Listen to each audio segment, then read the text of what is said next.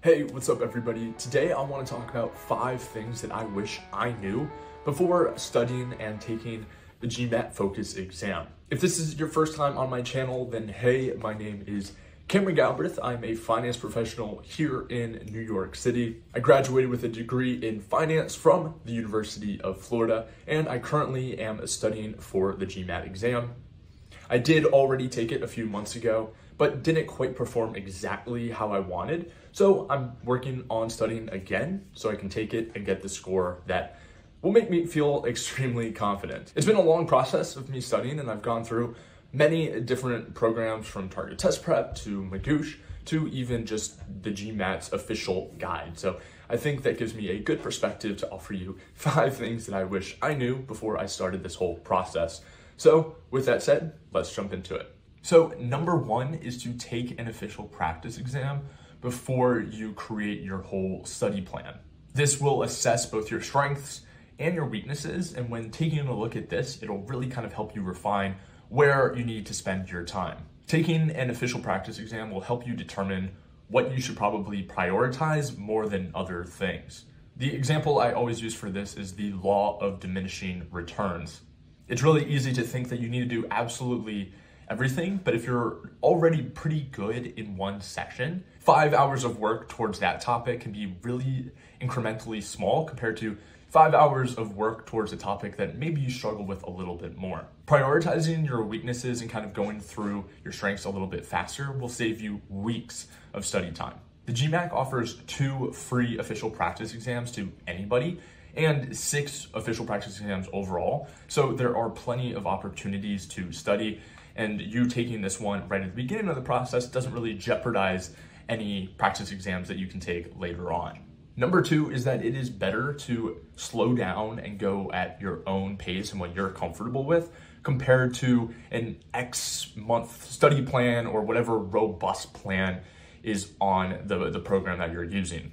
This was something I really wish I knew earlier on, because I got too caught up in, okay, this is what I need to get done today. And oftentimes I would find myself kind of rushing to get things done so I could be done for the day because I knew what I had to get done tomorrow. And it wasn't the best thing for actually learning. I think learning is so much about understanding how you actually learn best.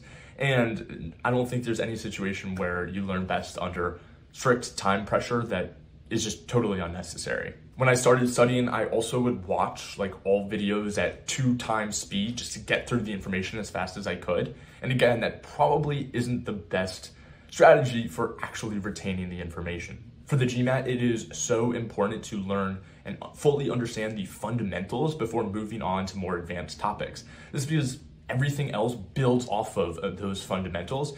And especially on the exam, if you miss some easy questions, it hurts your score way more than you missing hard questions. And this is what leads me to tip number 3. It is very important to master all of the easy questions before moving on to the medium and hard questions. I know it's really easy to go through 10 easy problems and think you know it all and want to move on to the medium and hard to then get through the studying a little bit faster. But like I said in that last piece of advice, it is so important to truly understand the fundamentals before going on to the more advanced topics. All the medium and hard questions build off of the foundations of the easy questions. So if there's a topic that maybe you still aren't 100% confident in easy, chances are it's not going to be any easier, or you're going to have that understanding for the medium or hard. And like I said, it's so much more detrimental to your overall score to miss easy questions than to miss the medium and hard. So certainly don't breeze through the small stuff.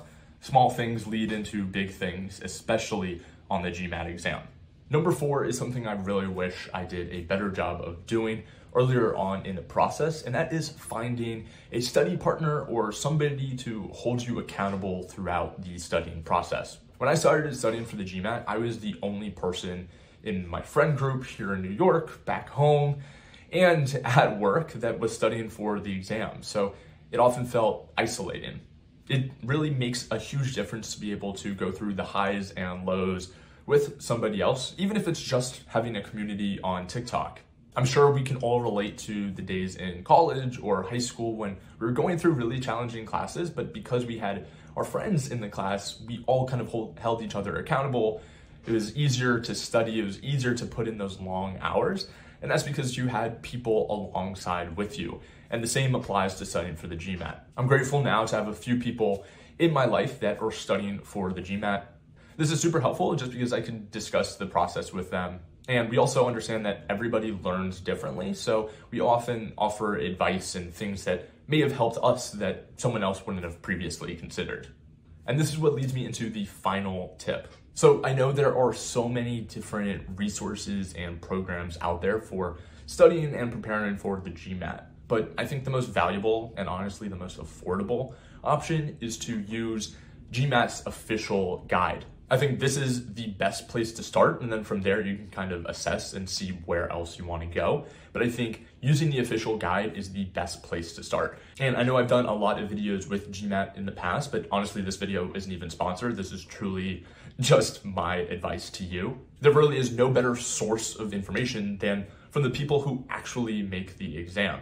The official guide helps provide a comprehensive look at everything on the exam. And honestly, it's a little bit less daunting than some of the other programs that have thousands of practice problems and hours upon hours of videos to watch. I think going through GMAT's recommended study plan at your own pace puts you in a great spot to then take that first official practice exam and assess your score. And from there, you can see kind of what you need to focus on. And on that point, certain programs are better for quant than for verbal. So going through kind of the GMAT official guide first and then taking the practice exam helps you see what you need to focus on. For example, if you really want to improve your quant, Target Test Prep is known for really being good at that. There's a ton of other resources for reading, or for verbal, I should say, and other sections. So that kind of helps you evaluate what you should not just spend your time, but also your money on, because a lot of these other programs aren't too affordable.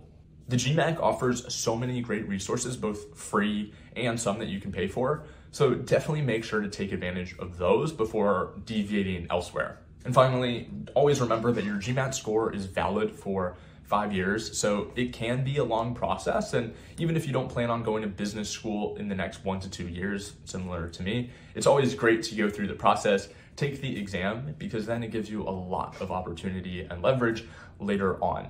So with that said, I hope you enjoyed this video. I hope you got some value out of my past mistakes. I wish you all the best of luck on your studying process. As always, if you have any questions at all, feel free to reach out to me on Instagram or LinkedIn. I am happy to help. Definitely make sure to subscribe to this channel, like this video, and let me know what you think, and I will see you in the next one. Peace.